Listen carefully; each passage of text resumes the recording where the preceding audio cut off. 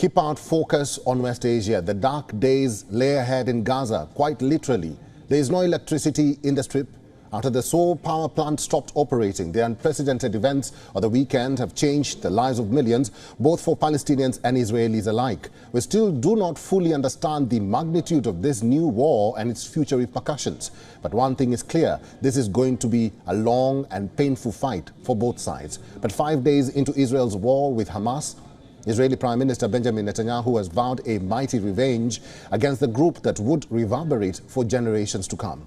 As Israeli air attacks on Hamas-controlled Gaza continue, Tel Aviv has called up over 300,000 reservists.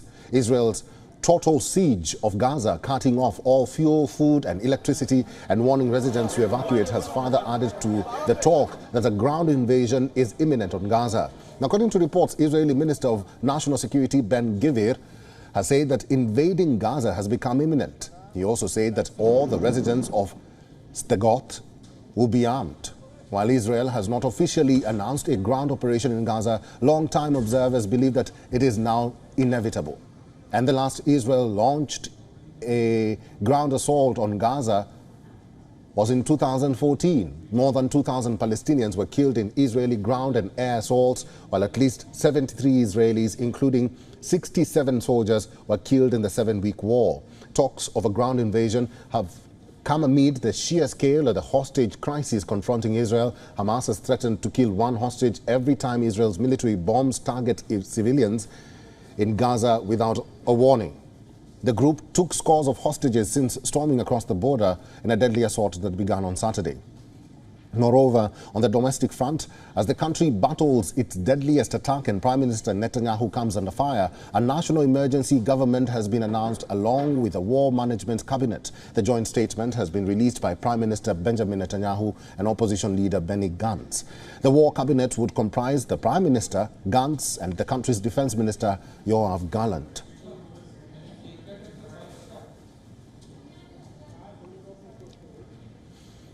Jonathan S. Tobin is the editor-in-chief of Jewish News Syndicate. He is now joining us live from New York. Jonathan, welcome to WION World is One. It's good to see you. The Israeli military brought additional forces near the border. Reservists are increasing.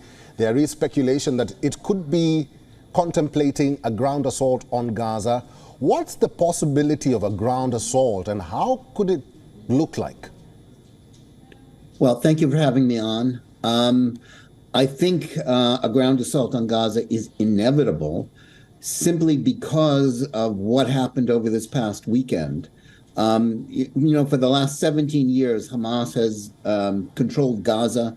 It's been an independent Palestinian state in all but name, which has been a terrorist base. Right. But never before have they committed the sort of, while they have often attacked Israel, the scale of the atrocities committed, over 1,000 dead, just, you know, men, women, children slaughtered, and people kidnapped. Prime Minister Netanyahu and his new government have no choice but to act decisively and to no longer tolerate the existence of this terrorist group on their border. And what's different now is that while in the past, Washington has put considerable pressure on Israel not to go too far and to basically always accept a return to the status quo after every outrage. President Biden appears to be have sobered up about the nature of Hamas, and Israel appears to have something of a green light. Moreover, the Israeli people are so outraged about what has happened that Netanyahu has no choice but to not allow Hamas to politically profit from what they've done. They can't be allowed to go on as they were.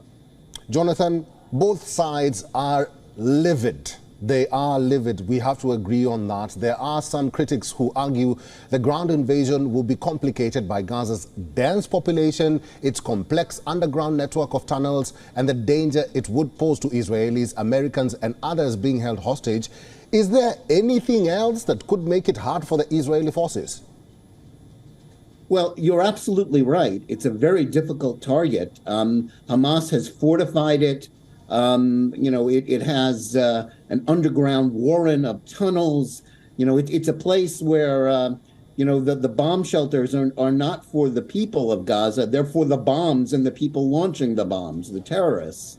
So it's a very difficult target. It will be costly. But what has happened is that Israel has no choice. If Hamas has escalated the attacks to this point, for a long time, Israel just assumed that Hamas would just, shoot missiles, do things to annoy them every once in a while, but that in the end they knew that if they went too far, Israel would go and get them. And Israel has no choice now. No country can allow something like that to continue. The United States, when it was attacked on 9/11, went to the other side of the world to take out the al-Qaeda bases in Afghanistan. Israel's al-Qaeda bases are the moral equivalent, are literally next door.